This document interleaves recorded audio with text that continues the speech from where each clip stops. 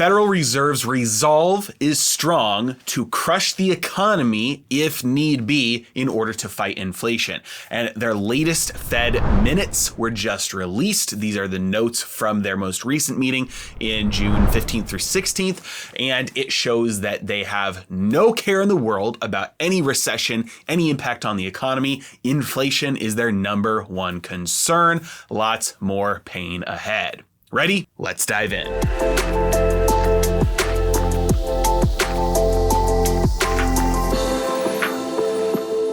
So the minutes from the latest Fed meeting just came out. You can find them going to federalreserve.gov. You come to this page here of the FOMC meeting calendars. You scroll down here through June and you can see the minutes on the right-hand side. And you can take a look at them if you want. They are pretty long. So we're going to look at some of the highlights here that are important for people to note.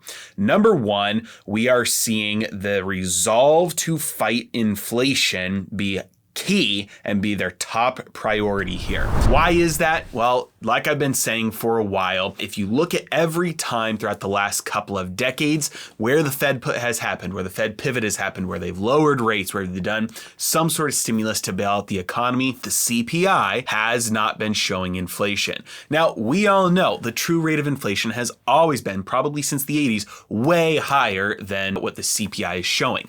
But the CPI is what the Fed looks at. And for a few decades, the CPI has not shown any inflation to speak of. And so they've looked at that as the opportunity to print money, to lower interest rates, to cause stimulus to happen.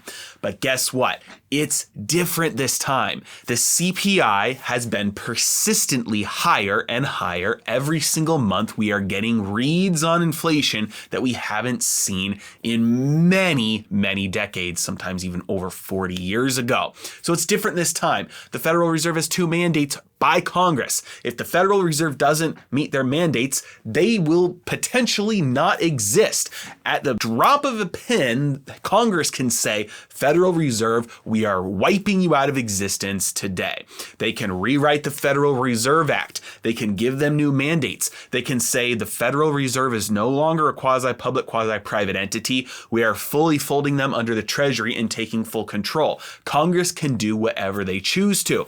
So the Federal Reserve has a lot of autonomy here, a lot of independence of political parties choosing what they do. But at the end of the day, they are not a private organization. They do not exist independently of the government. And if Congress chooses, they can be done tomorrow. Federal Reserve knows this. And so when they see inflation surpass their 2% goal, which they say is stable, it's not really stable prices, but they say it is. When they see prices get up above 2%, 3%, 4%, 5%, 6, 7, 8% month after month after month, they know they have a problem. And no matter what, they have to get it under control. And that's why when you see them talking about the potential interest rate hikes coming up, they're talking about 75 basis points again, maybe 50, maybe 75 basis points, given what happens with inflation between now and their next meeting.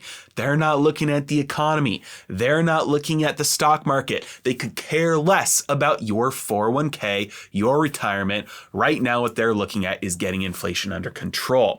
Now, you probably think just as well as I do that what they're doing is not sufficient to fight inflation. That may or may not be true. However, what they are thinking is, we need to attack inflation. Now, they don't want to cause everything to collapse if they can avoid it. That's why they're going into this slower and slower.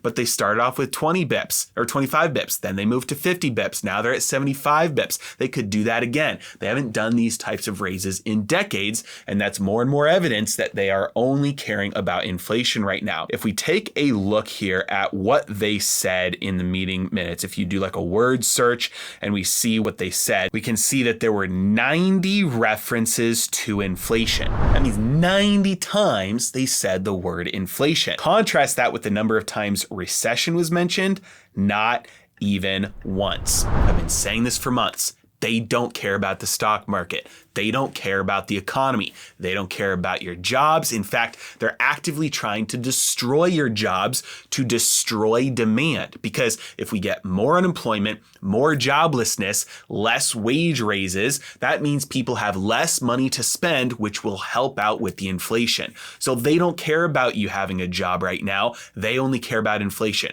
They want you to have less money. They want you to have less wealth. They want you to have less ability to spend your money on the things that you need and want.